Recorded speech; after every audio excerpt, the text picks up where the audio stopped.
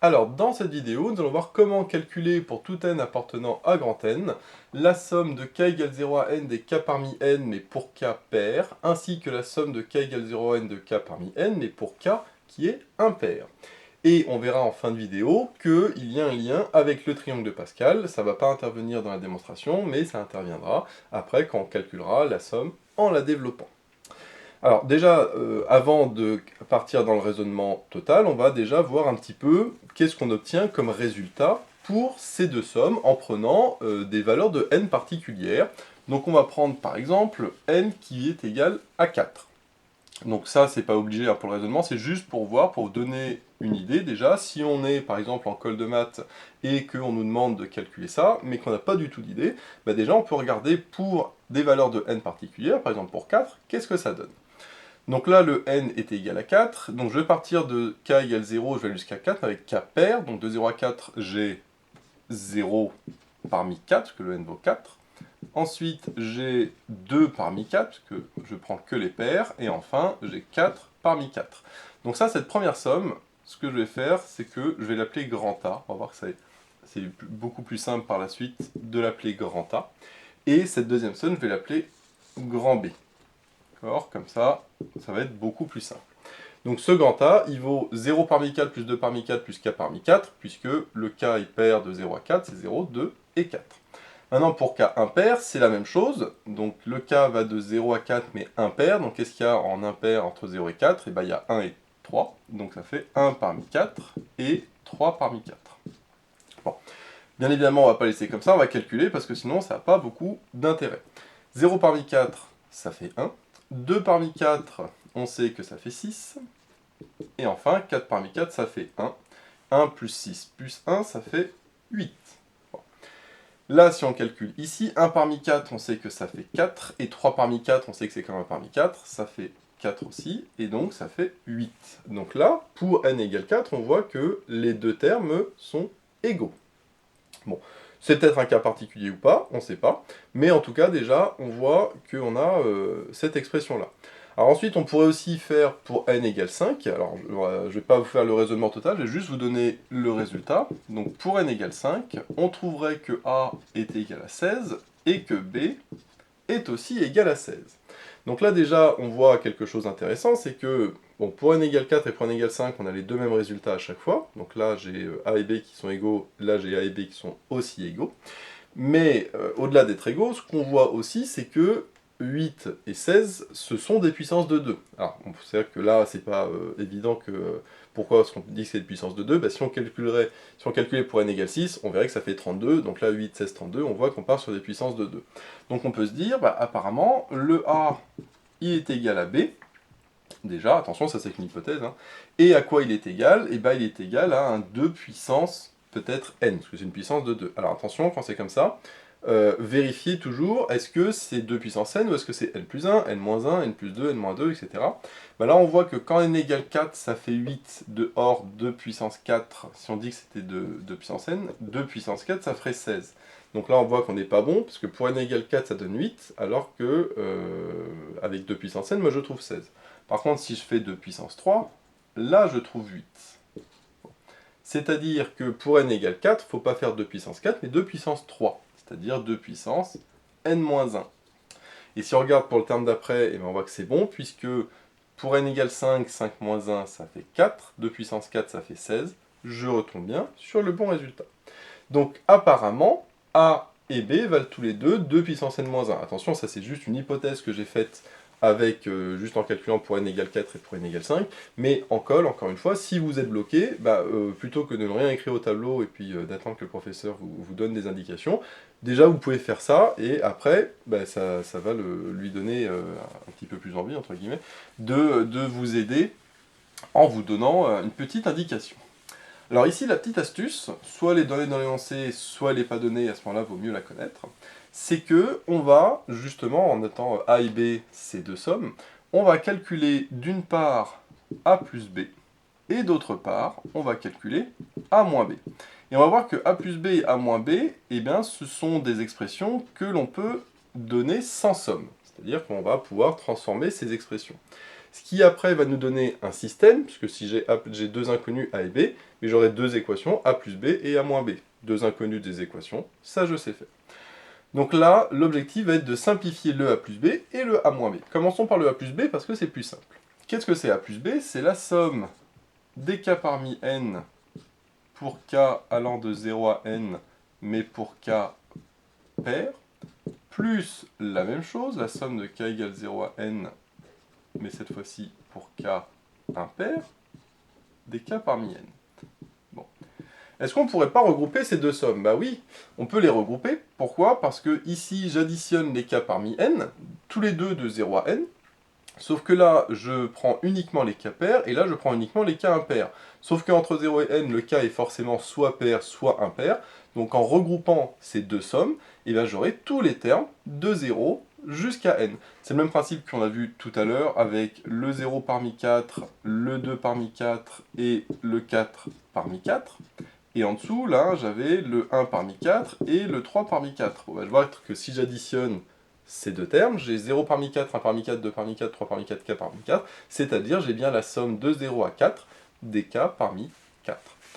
Et donc, je peux dire que c'est égal à la somme de k égale 0 à n des k parmi n, mais sans préciser que k est pair ou impair, puisque là justement, en regroupant les deux, j'ai tous les k de 0 jusqu'à n.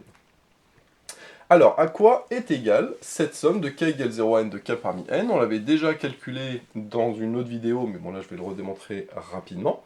C'est que dès qu'on a des sommes de k égale 0 à n de k parmi n, il faut tout de suite penser à la formule du binôme de Newton. Donc je la rappelle, cette formule du binôme de Newton. On sait que a plus b, le tout puissance n, est égal à la somme de k égale 0 à n, de k parmi n, fois a puissance k, et b puissance n-k. Donc là, je vois que j'ai bien ma somme de k égale 0 de n de k parmi n. C'est pour ça que je vous dis qu'il faut appliquer la formule du binôme de Newton.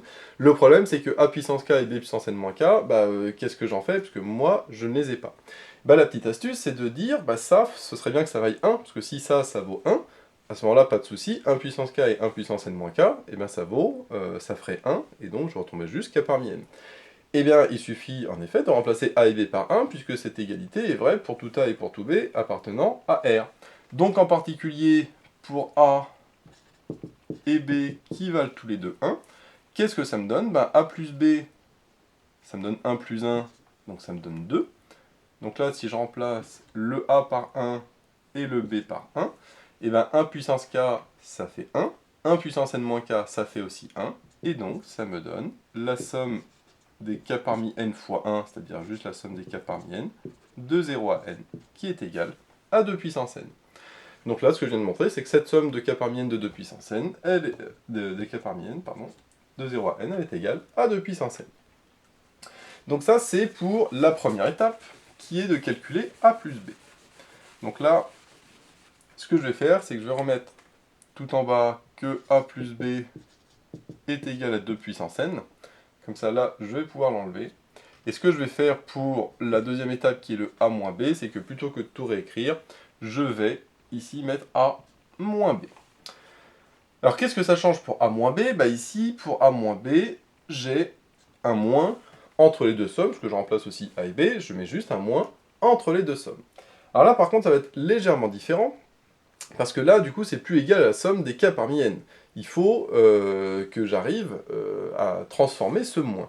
Alors, la petite astuce, c'est que quand k est pair, je peux rajouter moins 1 puissance k dans ma somme, puisque quand k est pair, eh bien, moins 1 puissance k, ça fait moins 1 puissance quelque chose de pair, ça fait 1.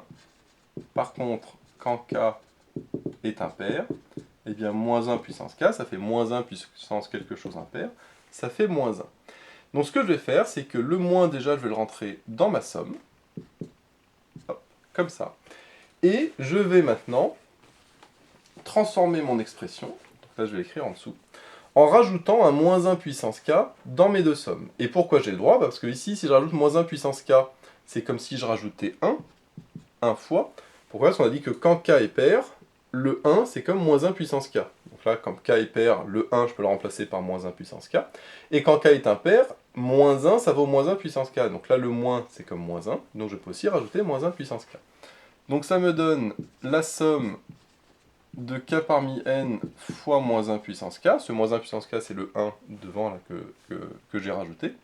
Donc de 0 à n pour k pair. Donc là, je vais le remarquer comme ça, hop, rapidement. Et plus, parce que là c'était plus, hein, le moins je l'ai rentré à l'intérieur, la même chose, la somme de 0 à n, mais pour les impairs. Et le moins 1 qui est devant, c'est celui que je remplace par moins 1 puissance k quand c'est impair. Donc k parmi n fois moins 1 à la puissance k. Bon. Et là, maintenant que j'ai fait ça, je vois que eh bien, j'ai deux sommes identiques, qui valent tous les deux de 0 à n, et qui additionnent à chaque fois k parmi n fois moins 1 puissance k, k parmi n fois moins 1 puissance k. Donc je me retrouve dans le même cas que tout à l'heure quand j'avais mes deux sommes avec le k pair et le k impair. Et donc d'après le même principe que tout à l'heure, je peux dire que c'est égal à la somme de k égale 0 à n, mais sans préciser pair et impair, parce que maintenant justement les regroupants, je les ai tous, de k parmi n fois moins 1 puissance k. Donc ça c'est pour déjà j'ai regroupé là mes deux sommes de A moins B. Maintenant, comment je vais faire pour calculer cette somme? Eh bien, ce que l'on voit, c'est que, encore une fois, j'ai une somme de k parmi n, et donc, d'après ce que j'ai dit tout à l'heure, on va repartir du binôme de Newton. Donc là, si on repart du binôme de Newton, on sait que A plus B puissance n, c'est la somme de k égale 0 à n, de k parmi n, fois A puissance k, et b puissance n-k. Alors là, contrairement à tout à l'heure, si je veux non pas 1 ici, mais je veux moins 1 puissance k. Pour avoir moins 1 puissance k, je vois qu'il faut que je remplace le a par moins 1, ça j'aurais bien moins 1 puissance k, et le b par 1, parce que par contre j'ai pas de puissance n-k. Donc là, je vais remplacer le a par moins 1, et le b par 1. Donc si je remplace le a par moins 1 et le b par 1, ça me fait moins 1 plus 1, donc ça me fait 0. Donc là, ça me fait 0 puissance n. Là, je vais le mettre directement. Puisque a plus b moins 1 plus 1, ça fait 0.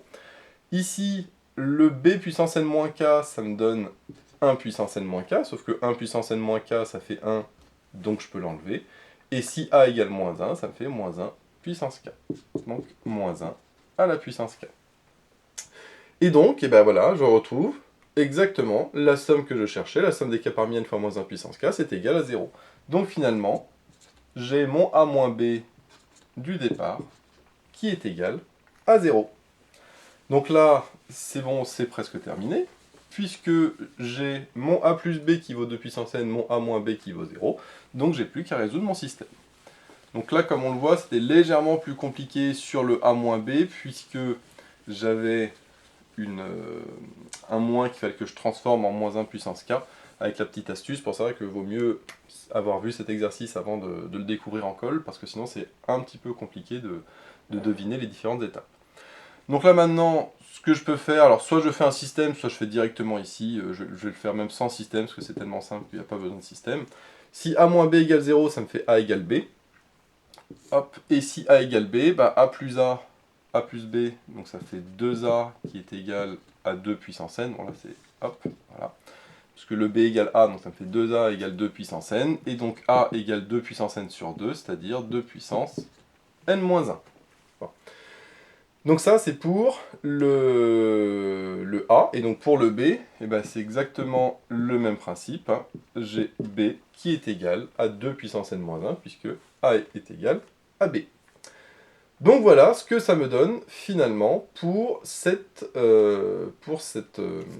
les deux sommes. Alors attention, par contre, il faut préciser que ça, ce n'est vrai que pour n, non pas sur grand N, mais sur n étoiles, puisqu'on voit que si n égale 0, il y a un petit souci, dans le sens où pour n égale 0, ça fait 2 puissance moins 1.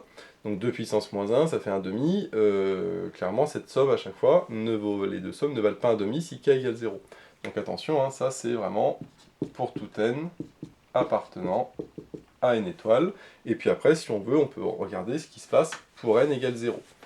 Donc là, on va regarder justement pour n égale 0, qu'est-ce qui se passe.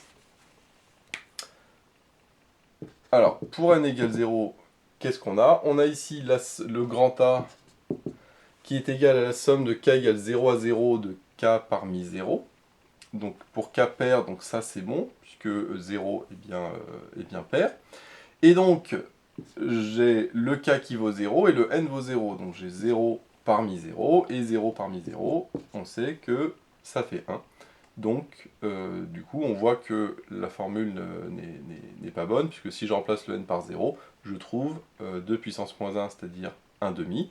Et donc du coup c'est pour ça que l'égalité n'est vraie que pour n étoiles. Et pour le B, par contre, qu'est-ce qu'on trouve pour le B? Ben, on trouve la somme de 0 à 0 de k parmi n. Et là, par contre, on trouve 0. Pourquoi? Puisque entre 0 et 0, ben, k égale 0 n'est pas impair. Donc à ce moment-là, j'ai B qui est égal à 0. Et donc c'est pour ça qu'il faut faire attention ici, hein, que le raisonnement précédent n'est vrai que sur n étoiles et non pas sur grand N. Donc ça, c'est pour le calcul de A et de B. Et donc, comme je vous l'ai dit en début d'énoncé, il y a quand même un lien avec le triangle de Pascal. Donc là, je vais refaire rapidement le triangle de Pascal. Je vais pas redévelopper, on l'a vu dans pas mal de vidéos, donc je vous invite à les voir également. Donc le triangle de Pascal, je fais ma colonne de 1 et ma diagonale de 1. 1 plus 1, ça fait 2. 1 et 2, ça fait 3. 2 et 1, ça fait 3. Ensuite 4, 6, 4. Ensuite, ça fait 5, 10, 10, hop, 5, 1. Et là, 6, 16, 15, pardon, 20, 15 et 6. Alors, comment on voit sur le triangle de Pascal le grand A et le grand B? Et bien, le grand A, on a dit que c'est pour les cas qui sont pairs. Alors, pour les cas qui sont pairs, c'est ceux qui sont à partir de la deuxième colonne, puisque là, je rappelle, hein, par exemple, le 2, on sait que, par exemple ici, donc ça c'est pour 1, 2, 3, 4, donc là c'est le K qui vaut 1, 2, 3, 4, 5, 6, etc. Donc là, même principe, 1, ici 2, 3, 4, 5, 6, etc. Donc par exemple, ici le 3 c'est 2 parmi 3. Donc là c'est la valeur de K en haut et la valeur de N en dessous. Donc on voit que pour les K, et donc on commence à 0 bien sûr ici pour K. Donc pour les K pairs, on voit que c'est cette colonne-là, cette colonne-là et cette colonne-là. Donc, par exemple, si je prends la deuxième ligne, pour A, je vais prendre ça plus ça. 1 plus 1, ça fait 2. Et si je prends B, bah, c'est les autres colonnes, donc du coup ce sera celle-là, que je retourne en carré, et donc je vois que ça fait 2 également. Donc ça c'est la valeur de A, et ça c'est la valeur de B. Donc je vois qu'ils sont bien égaux, j'ai bien A égale B. Et maintenant, est-ce que c'est bien égal à 2 puissance n-1? Bah oui, parce que le n est égal à 2, et 2 puissance 2 moins 1, ça fait 2 puissance 1, ça fait bien 2. Ensuite, si je fais pareil sur la ligne du dessous, le A, ce sera 1 plus 3, à chaque fois j'en prends 1 sur 2, 1 plus 3, ça fait 4, et si je prends les deux autres, ceux qui restent, 1 plus 3, ça fait aussi 4. On voit que c'est égal. Ensuite, si je fais la ligne du dessous, j'ai 1, 6 et 1, 1, 6, 1, ça fait 8. Et si je prends les impairs, ça fait 4 et 4, ça fait 8. Et là, on voit 2, 4, 8, on commence à voir les puissances de 2. Je le fais sur la ligne du dessous, 1, 10, 5, ça fait 16. Et si je prends les autres, 5, 10, 1, ça fait aussi 16. Allez, on va le faire avec la dernière ligne. Donc là, on voit qu'on a 1 et 15 et 15 et 1. Donc ça fait 30 et 2, ça fait 32. Et enfin, j'ai 20, 6 et 6, ça fait 20 et 12, ça fait aussi 32. Donc là, ce que je vois, c'est que en effet, j'ai 2, 4, 8, 16, 32. Donc à chaque fois, c'est bien les puissances de 2. Et c'est pas 2 puissance n, c'est 2 puissance n moins 1, puisque quand j'ai 4, ça fait 8, c'est-à-dire 2 puissance 3. Quand j'ai n égale 3, ça fait 4, c'est-à-dire 2 puissance 2, etc., etc. Donc tout coïncide avec le fait qu'on a bien 2 puissance n moins 1.